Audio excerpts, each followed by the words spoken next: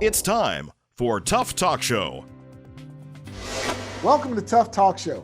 I'm your host, Forrest Tuff, and today we have an exciting show as we talk about Georgia's film and TV industry. We have two special guests that's going to give us some great information on what's happening not only in Dekalb, but also throughout Atlanta and Georgia as we also look to face this COVID-19 pandemic. So stay tuned, and we'll be right back right here on Tuff Talk Show. Tuff Talk Show is brought to you by One Vision Productions. The census is when we count every person in each home in every neighborhood. Do kids count? We all count, especially kids and babies. Make your family count! Count all the kids living in your home. Visit 2020census.gov to learn more. Tired of being isolated and feeling shut off from the world? Are you ready to reconnect and communicate with people? Then try Toastmasters. With more than 350,000 members in 143 countries, you can virtually connect to others around the world with a simple click of a button. Meeting new people has never been easier. So do you want to start enjoying your new normal? Try a Toastmasters free online meeting and let the conversation begin. It takes all of us to slow the spread of the coronavirus, so follow guidance from authorities where you live and stay home unless absolutely necessary. Use a delivery service for essential items like food and medicine. If you must make essential trips, stay 6 feet apart from other people. Wear a cloth face covering and wash your hands for at least 20 seconds as often as possible. Visit coronavirus.gov for the latest information.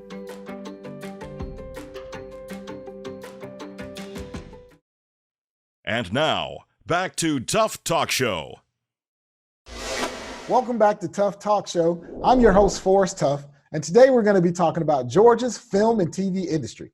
I have a special guest today, Mr. Chuck Thomas. You may know him from Atlanta Film Chat, but he's also a screenwriter and a producer. Chuck, welcome to the show. Hey, thanks for having me. I really appreciate it. Yeah, man, it's great to have you. So listen, let's get right to it. Tell us, how did you become a screenwriter? What was that process? I started making films when I was a little kid. My grandfather had a little camcorder. Oh, I say little camcorder, but as you probably know, they were giant camcorders. Giant. And we would just run around the yard and make these ridiculous movies about Attack of the Killer Bubbles and Godzilla movies where they were like bouncing on fishing poles and stuff. And it was just anything I could do to make a film. Yeah. And then fast forward to college, and I started really looking at movies and like figuring out why I did and did not like a movie. You know, we would like tear them apart, kind of like MST3K kind of thing. Yeah. and I remember walking into Video Warehouse, which shows my age, Video Warehouse, and there was a movie called Bloody Murder that was basically just a mix of Friday the 13th and Texas Chainsaw Massacre. And then I saw there was a Bloody Murder 2, and I thought, they made 2 of these. I've got to try to do this. Obviously, anybody can do this. Right. So, and it turns out it's a lot of hard work, actually. Yes, it is. So years and years and years later, I'm finally at the point where I'm a screenwriter. I'm getting paid to be a screenwriter here in Atlanta. Awesome. But it's taken a lot of hard work and dedication to get to this point. So let me ask you a question. As a screenwriter, what do you find yourself typically drawn to? Well, my typical genre is the stuff that I watch when I'm just picking a movie to watch. It's going to be generally horror or kind of big idea sci-fi, like the movie Annihilation I really loved. Right. Because it was just like, it was our world, but something was just a little off and different. And I like that kind of stuff. That being said, while that's the kind of thing that I like to write, if it's just me sitting by myself, if a client comes in with a check and they say, write this romantic comedy, I'm going to write that romantic comedy. You're going to write the romantic comedy. And that's great, because oftentimes we hear that creatives are attached to their craft, but as a business person, you got to get a little unattached sometimes in order to solidify the check that we're looking at. So let's talk about this, Chuck. I know you're a screenwriter, but you got into something else a little while back, and you started this podcast that's really just blown up and become a staple in Atlanta. Tell us a little bit about the Atlanta Film Chat. Thanks. I appreciate that. It's 6 years old. We just passed our 6-year mark. Started in May in 2014, and I cannot believe it. I cannot believe it's been 6 years. It's amazing. It started off with me and Molly Coffey, who everybody in Atlanta knows. We started the podcast together because really nobody was doing it. Basically, it was just the idea that this Georgia film industry was blowing up, and nobody was really covering it. So we started the podcast, and it's been every week for 6 years. She got way too busy about 3 years ago, so I took over by myself, and I've been doing it every week ever since. We've 270, 80 episodes. I can't even keep count anymore. A lot of local indie people, which I love talking to because I want to see who's out there, which is kind of the point of starting the podcast. Like, who's out there making stuff? Like, what are you doing? But people come in now, like we had John Schneider, from the Dukes of Hazzard. He came in and requested to come on the show, which I thought was weird. And I had my crowning achievement was I got to talk to my hero, Eric Roberts, because he made a film. It wasn't shot here, but it featured some local Atlanta actors, and I traveled up to North Carolina to talk to him, and he's one of my favorite actors. And there's no way that would have ever happened if I hadn't had Atlanta Film Chats. That's right, man. Something about entrepreneurship, and when you have a platform that talks about the industry, it seems to be able to draw people that you might have never talked to before. Yeah, and that was kind of half the reason that we started it, because Molly and I would go to these industry parties and we would talk to each other, which is pointless. You don't go to networking parties to talk to people you know. Right. You go to them to talk to people you don't know, and we are both terrible at that. So my idea was like, hey, why don't we sit down with these people and make them be our friends for like an hour, and then we have a connection, and then it's actually led to a lot of stuff over the years, a lot of projects, including my unscripted work. That's awesome. So tell us a little bit about that, being an unscripted producer. What is that for those that don't know? Unscripted is basically anything you think of reality TV, but it's not just like Keeping Up with the Kardashians. It's comedy specials. It's it covers everything. You see like the Weather Channel and like top 5 biggest tornadoes. That's an unscripted. That's an unscripted show. It covers a wide range. Yeah, it's a wide range of stuff. So it's not just the crazy yelling at each other, a reality show kind of stuff, which we don't want to do. Right. But in particular, Hootie Hoo Productions, my production company with Dustin Jacobs, we initially started off with this show called More Than a Game, which is on U42.com, which is a local Georgia company streaming service. Right. It's about esports. It's about the world of esports, about people who play video games professionally. But we also have a comedy special we shot. We're currently selling right now, and we hope to shoot more later this year, and hopefully get a season 2 of More Than a Game. And we've got a bunch of other stuff in development.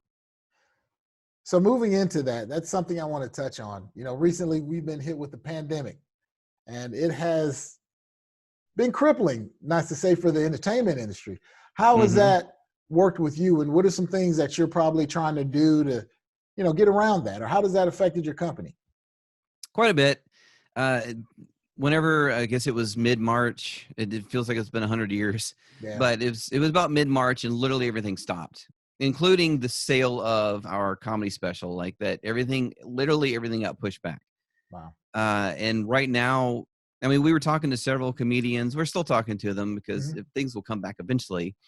But we were talking to some people about shooting in summer. It's not going to happen, obviously. Everything's been pushed back to at least to late this year, probably early next year. Right. But it's just been taken a lot of planning, and we've had a lot of just Zoom meetings, which I think everybody's been doing. Everybody's Zooming. Everybody's Zooming.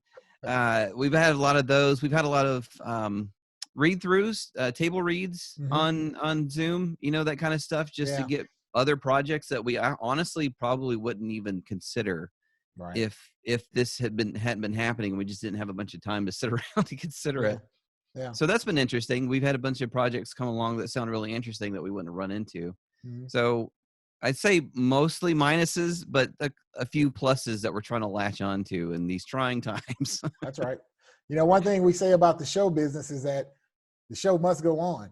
And I think it's giving creatives an ability to dig deeper and find creative ways to create new content, meet, and still produce, because I think it's going to bring out other things that we might not have known about had COVID-19 not hit us so hard and crippled our industry.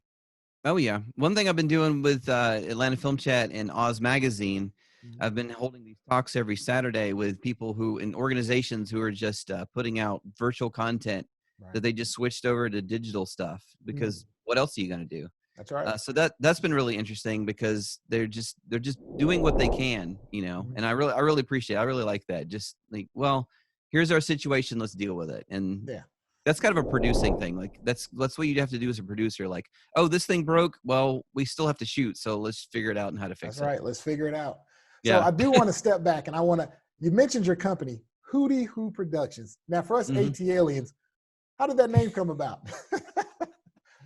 Everybody thinks it's from Outkast, and I swear we did not even think of that because Dustin Jacobs and I, my co-producer and I, we went to Kennesaw State University. Okay. And their mascot is the owl. Okay. And at football games, they yell "Hootie Hoo," and we just weren't thinking. We were like, "Oh, that's great." Well, that was the first thing that popped in our heads, and then afterwards, we were like, "Oh, that's Outkast." Everybody's going to think we're just doing Outkast, which we like Outkast, but. Yeah. So we're not gonna deny it. We're like, oh yeah, we love Outkast because it's Atlanta. But at least we cleared the air, so now people know, right? Yeah. You can just blatantly take it. It was something we saw at a game. Yep. Let me ask you a question. Do you have any advice you can offer to screenwriters, podcasters, just creatives in general that are trying to find their way around this pandemic? Whew. As far as screenwriting goes, I think it's about the same. Most of my time, I'm primarily a screenwriter. A lot of my time is spent screenwriting and sitting at home. We don't get to go on set very much. Right. So a lot of it is just trying to be creative no matter what, like we talked about. And that just works no matter if there's a pandemic or not. Like you just have to sit down and do the work. That's right. I think the main problem right now is that there's just so much else going on in the world. Yeah. That's a distraction. Like how are you supposed to think about your script when, people are dying? Let's be honest. People are dying left and right. How are you supposed to think about your romantic comedy, your horror film like right now? Right. But eventually things are going to come back. And you want that stuff. You want those ideas to be ahead of the game a little bit. So what I've been saying on Atlanta Film Chat actually every week is just like, man, if you just get one sentence, that's progress. That's more progress than you had the day before. If it's one sentence a day, if it's one sentence a week, if it's one page, I used to write 10 pages a day and I can't do that right now. That's not going to happen. So if I get a couple pages, cool. I'm excited. So it's just anything you can do. If you're watching movies, do it with a more critical eye. Like, why is this movie good? Or why is this movie terrible? Like, break it down. That's work. I mean, that's work. That's what most people don't do is critically look at movies. So you got to maybe start doing that with all the content you're watching. It's just the little things that will eventually add up to running out of the gate when we get out of this. That's awesome. Chuck, thank you so much for that great advice. How can the people get in touch with you or find out more about you? My website is atlantascreenwriter.com, where you can see all my screenwriting stuff as well as my literary work. I have a couple of novels. atlantafilmchat.com is the website for the podcast. And again, there's like 300 episodes of stuff there. HootieHooProductions.com is my production company. And if you need production work and we can figure out how to make it work without people dying, we'll do it. And basically, on social media, ATL Film Chat's usually the best way to find me, the podcast. And my personal one is Foxinc, Foxinc on like Twitter and Instagram and stuff like that. All right. And that's how you can get in touch with Chuck Thomas. He is the CEO of Hootie Hoo Productions and co-founder of Atlanta Film Chat. Chuck, we want to thank you for coming on today. And we hope you all have learned a little bit about how to deal with the industry in this pandemic. And remember, creators create. We'll be right back to talk more about Georgia's film and TV industry when we return right here on Tuff Talk Show. Can I tell you a cat joke? Just kidding. Here are AARP's top tips on caregiver preparedness during coronavirus. Form a caregiving team. Inventory essential supplies and medications. Make a plan to stay connected. Maintain self-care and follow CDC guidelines. Learn more on our website. Humanity is resilient. We've embraced our new normal and become virtually connected. However, social distancing will eventually come to an end. Will you be ready? Toastmasters has developed programs to aid in your professional development, whether it's a career in public speaking, entertainment, entrepreneurship, or for your next job interview. The world is getting better, and so should you. Why wait? Try a free Toastmasters online meeting and join today. Be prepared for your next opportunity. I used to dread getting up and going to work. I was done with the corporate grind. I was tired of being a starving artist. I started looking around for a business that I believed in, and I kind of wanted to do something a little more green. For my kids. My art is my passion. My score mentor helped me take the first step. He helped me create a business plan and helped me implement it. Feels like you're not in it alone. How to expand My business. If you get a solid foundation laid, everything else falls in place. Their talent helps me be successful at mine. My score mentor has been tremendously helpful in the marketing of my business. Every person I've encountered with SCORE is so incredibly passionate about what they do. SCORE helped me to make the unimaginable possible, all for free. For free. I could not have done it alone. I'm here because of SCORE. I'm here because of SCORE. I'm here because of SCORE. Get your free business mentor at score.org. And now, back to Tuff Talk Show. Welcome back to Tuff Talk Show. I'm your host, Forrest Tuff. And like I promised you, we're going to talk about the film industry, and we're going to focus on Dekalb, right here in Dekalb and throughout Georgia. And I have a very special guest with me today, and she's going to give you the inside scoop. We have Shelbia Jackson with the Dekalb Entertainment Commission. Shelbia, welcome to the show. All right. Thank you so much, Forrest. I appreciate you having me on today. And I wanted to talk and share some pointers and some information from our Dekalb Entertainment Commission with you guys. Yes, so I appreciate you having me on the show. Thank you. So tell our viewers a little bit about yourself and the Dekalb Entertainment Commission, and what is its role in the film industry? All right. Well, the Dekalb Entertainment Commission is the Office of Entertainment for DeKalb County. So we have 13 cities in DeKalb County. So our goal and our mission is to support our creative community throughout DeKalb County and work with each of those cities on their process in supporting the creative community. And the main purpose, number one purpose, is managing our film permitting process for the county. Okay. So a lot of productions film in DeKalb, and so we needed a firm structure to how we process those requests for filming.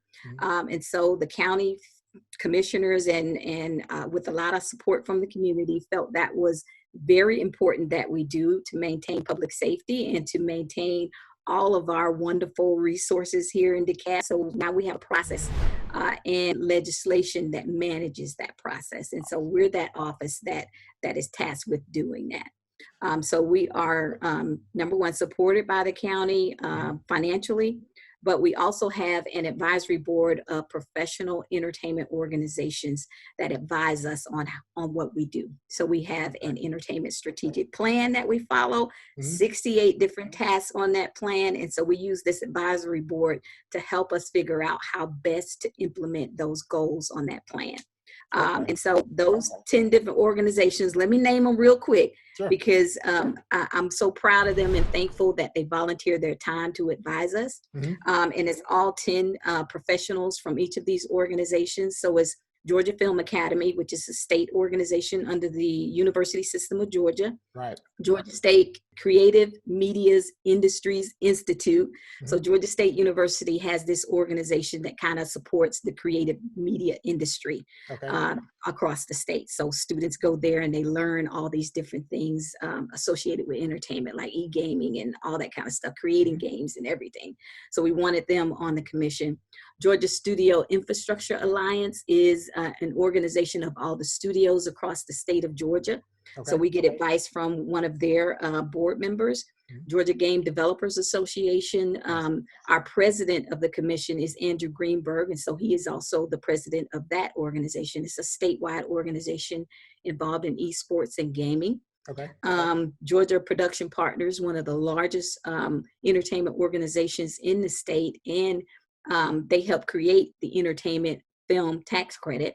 Yeah, I'm a member. Georgia, yeah, and you're a member. Georgia Music Partners also, they help create our music tax credit in the state of Georgia. So we have them on the commission. Georgia Piedmont Technical College is on there because they're our technical college partner, and they have courses for people interested in getting in the film industry. Right. SAG-AFTRA, the union for actors, and IATSE, the union for all the crew. As well as the Media Education Foundation of Georgia for our K through 12 students. So we wanted to go the gamut of everything, film, music, and digital entertainment. And we wanted to do that not just with our adults in the creative community, but our students as well. So we can really build that, that infrastructure in DeKalb County to support entertainment. So that's who we are, the Entertainment Commission. Thank you, thank you. So this is the question that we all want to know, because this is the burgeoning question right now. Tell us about this COVID-19 response survey that you've created, because we want to know, how does this work out with the film and TV industry right now?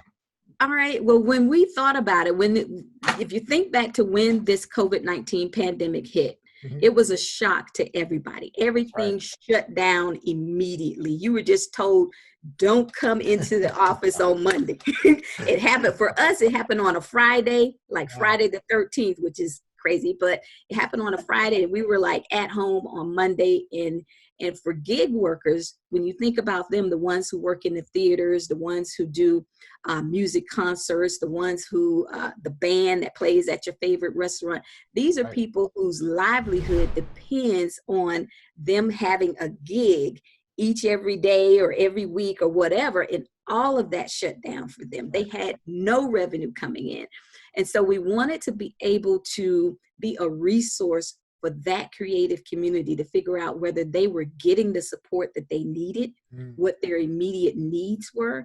And the best way that we found to do that was to do a survey.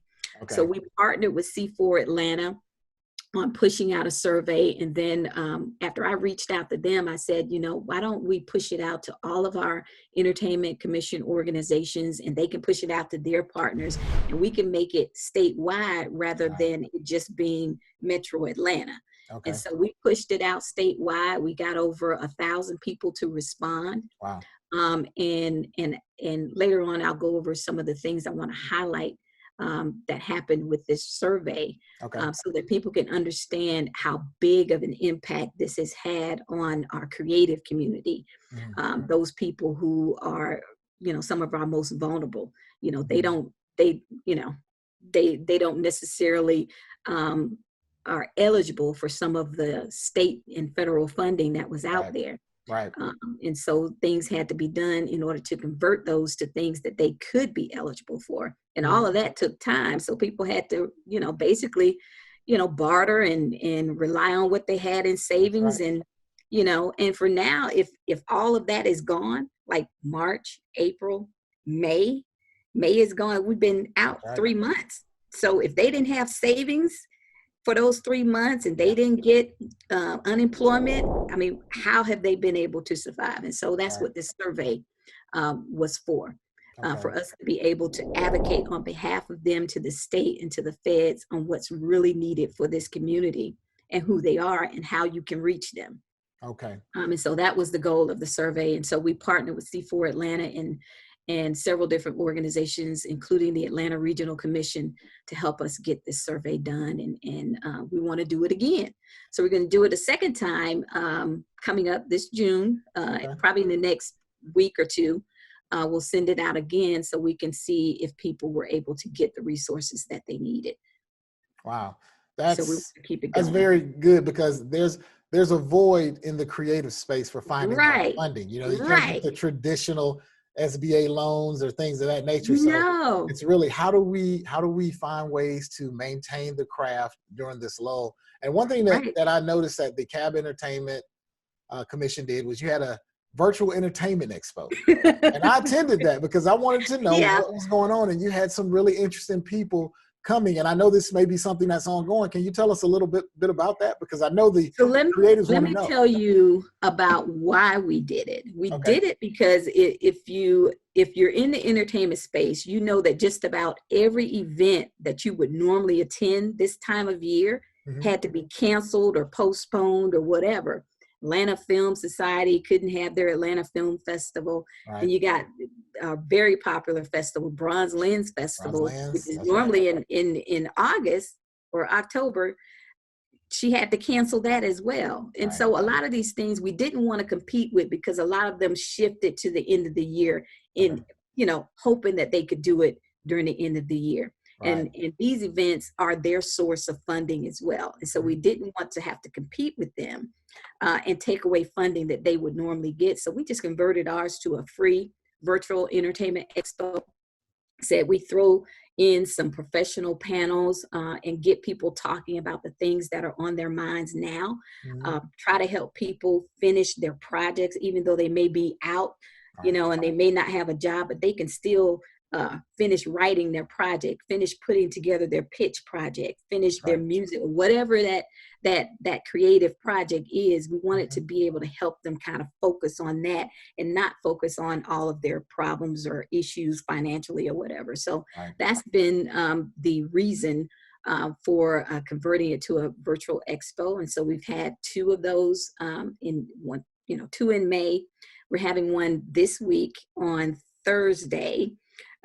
With some people from our Stonecrest Film Commission are going to be on there.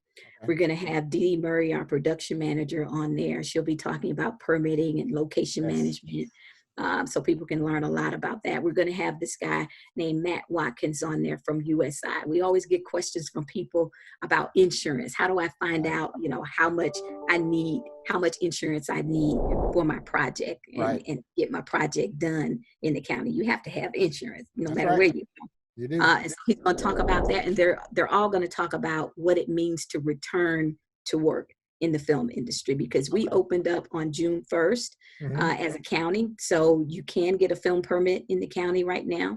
We have a few projects going on, not very large projects. We understand that. We kind of want them to remain small projects for now, but slowly the industry is coming back and people are going back to work. And so we want to be able to support them as they kind of come on back and go back to work. Okay. Yeah.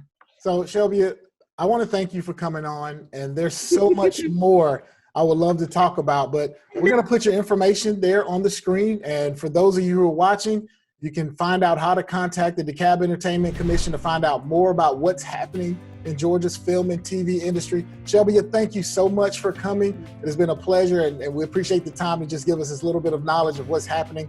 And when we come back, we're going to talk about the film industry. We're going to wrap it up right here on Tuff Talk Show. If you'd like to be a guest on Tuff Talk Show or know of an interesting person or organization, send us a request to tufftalkshow@email.com. Well, this concludes this episode of Tuff Talk Show. I hope you found it not only informational, but highly motivational.